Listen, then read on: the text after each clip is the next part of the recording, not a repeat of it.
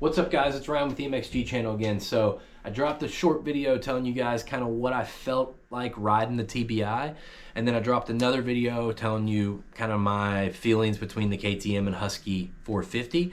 So I want to tell you kind of what I thought between the Husky and the KTM 350, and it's a little different.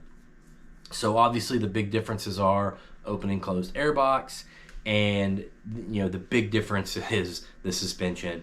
The Husky is lower. It comes in almost like about an inch lower at the seat height. So I'm 5'11", hop on a Husky, immediately flat-footed. Feels kind of weird sitting there, but when you get on the track, it feels great. Turns a little better. However, I kind of lean towards the KTM 350, and that was the opposite of the 450, because on the 450, the Husky's got all the, the 450 has all the power you need, no matter what bike you're on. But on the 350, that open air box of the KTM, that more aggressive feel, I appreciated that on the 350. And that's because me at 5'11", 210 pounds, when you drop down to a 350, I need all the hit I can get. And the 19 to 22 generation was a fast bike. It was a great bike, but this 23 is better. So if you were somewhere in my camp where you might be over 200 pounds, I call myself a B-level rider, and you're on the fence about whether the 350 was enough power for you in 19 to 22, I can tell you in 23 it is. It's a little bit more. It runs a little bit smoother. It feels a little more refined. You're going to be just fine on either of these 350s. But something about the feel of that KTM, that open air box, that tad more bark, I don't know. I just liked it, and I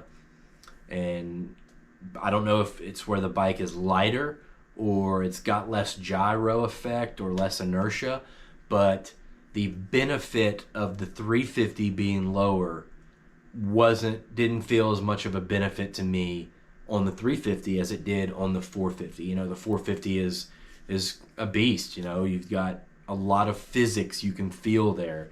The bike tries to go its own direction. You're kind of fighting it sometimes, and that lower Husqvarna FC350 made a lot more difference to me than lowering the 350.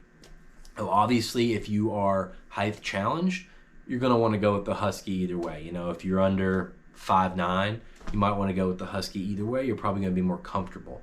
I'd say if you're 6 foot or above, you're probably going to want to go with the KTM either way, because you could feel a little bit cramped, because if at 5'11", I'm flat footing the Husky, you're going to be probably cramped.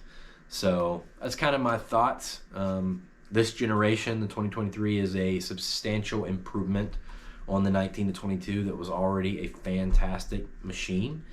But if I had to choose a 350, and I may drop down to a 350 next bike I get, it's probably going to be that 350 SXF, guys. I really, really enjoyed that thing. All right, thanks so much for watching, and if you want to support me, buy your parts from AOMC in the link below. Hit that Honda red subscribe button, hit that Yamaha blue join button, and join the race team. See you in the next one.